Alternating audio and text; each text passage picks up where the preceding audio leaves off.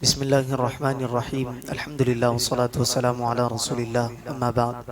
جیسا کہ پچھلے درس میں ہم نے سورہ آل عمران کو مکمل کیا اور اس کی تفسیر ختم ہوئی، اب یہاں سے سورہ نساء یعنی چوتھی سورت کا آغاز ہو رہا ہے۔ یہ سورہ نساء مدینہ منورہ میں نازل ہوئی، اس میں 24 رکوع اور 176 آیتیں ہیں۔ عربی میں عورتوں کو نساء کہتے ہیں اور اس صورت میں بکثرت وہ احکام بیان کیے گئے ہیں جن کا تعلق عورتوں کے ساتھ ہے، اس لیے اسے سورہ نساء کہتے ہیں۔ سورہ نساء کی ایک آیت مبارکہ کے بارے میں حضرت عبداللہ ابن مسعود رضی اللہ عنہ فرماتے ہیں، نبی کریم صلی اللہ علیہ وسلم نے مجھ سے ارشاد فرمایا، مجھے قرآن مجید پڑھ کر سناؤ۔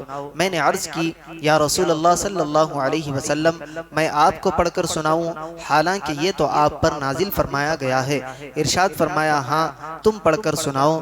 چنانچہ میں نے سورہ نساء پڑھی حتیٰ کہ جب میں اس آیت پر پہنچا، فَكَيْفَ إِذَا جِئْنَا مِن كُلِّ أُمَّةٍ بِشَهِيدٍ، تو کیسا حال ہوگا جب ہر امت میں سے ایک گواہ لائیں گے، وَجِئْنَا بِكَ عَلَىٰ هَؤُلَاءِ شَهِيدًا، اور اے حبیب صلی اللہ علیہ وسلم آپ کو ان سب پر گواہ اور نگہبان بنا کر لائیں گے۔ جب اس آیت مبارکہ کی تلاوت حضرت عبداللہ ابن مسعود نے کی تو آپ صلی اللہ علیہ وسلم نے ارشاد فرمایا، بس کرو، اب تمہارے لیے یہی کافی ہے۔ میں حضور اکرم صلی اللہ علیہ وسلم کی طرف متوجہ ہوا تو دیکھا کہ آپ کی مبارک آنکھوں سے آنسو رواں ہیں۔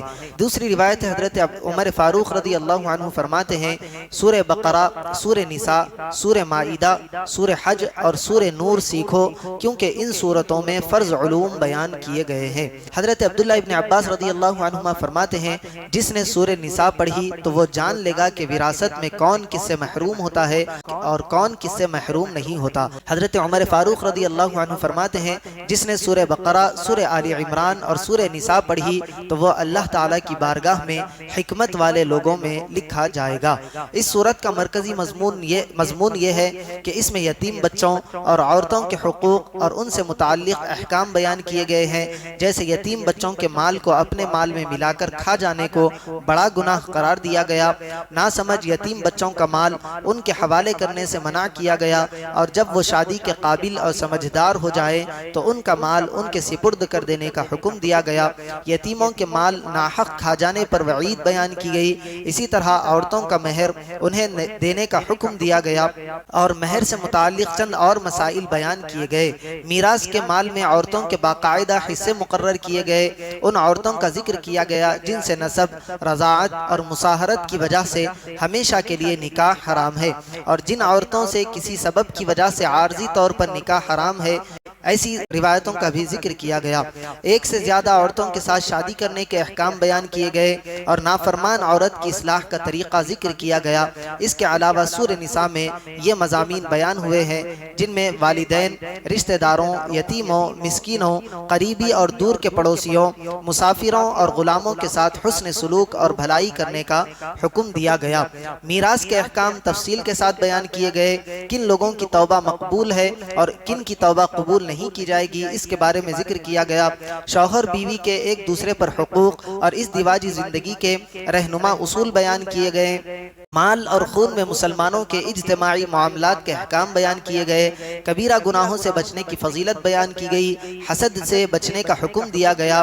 نیز تکبر، بخل اور ریاکاری کی مذمت بھی بیان کی گئی۔ جہاد کے بارے میں احکامات بیان کیے گئے۔ قاتل کے بارے میں احکام، ہجرت کے بارے میں احکام اور نماز خوف کا طریقہ بیان کیا گیا ہے۔ نیک اعمال کرنے اور گناہوں سے توبہ کرنے کی تلقین کی گئی ہے۔ اخلاقی اور ملکی معاملات کے اصول اور جنگ کے بعض احکام بیان کیے گئے ہیں۔ منافقوں، عیسائیوں اور بطور خاص یہودیوں کے خطرات سے مسلمانوں کو آگاہ کیا گیا ہے۔ اس سورت کے آخر میں حضرت عیسیٰ علیہ السلام کے بارے میں عیسائیوں کی گمراہیوں کا ذکر کیا گیا ہے۔ سورہ نساء کی اپنے سے ماقبل سورت آل عمران کے ساتھ کئی طرح سے مناسبت ہے، جیسے سورہ آل عمران کے آخر میں مسلمانوں کو تقوی اور پرہیزگاری اختیار کرنے کا حکم دیا گیا تھا، اور سورہ نساء کے ابتدا میں تمام لوگوں کو اس چیز چیز کا حکم دیا گیا ہے۔ سورہ آل عمران میں غزوہ احد کا واقعہ تفصیل کے ساتھ بیان کیا گیا تھا، اور اس سورت کی آیت نمبر 88 میں بھی غزوہ احد کا ذکر ہے۔ سورہ آل عمران میں غزوہ احد کے بعد ہونے والے غزوہ حمراء الاسد کا ذکر ہے، اور اس سورت کی آیت نمبر 104 میں بھی اس غزوے کی طرف اشارہ کیا گیا ہے۔ دونوں صورتوں میں یہودیوں اور عیسائیوں کے حضرت عیسیٰ علیہ السلام کے بارے میں باطل نظریات کا رد بھی کیا گیا ہے۔ یہ تو سورہ نساء کا تعارف تھا۔ انشاءاللہ باضابطہ طور پر کل سے ہم اس کی تفسیر کا آغاز کریں گے۔ اللہ تبارک و تعالی سے دعا ہے کہ کہنے اور سننے سے زیادہ اعمال صالحہ کی توفیق عطا فرمائے۔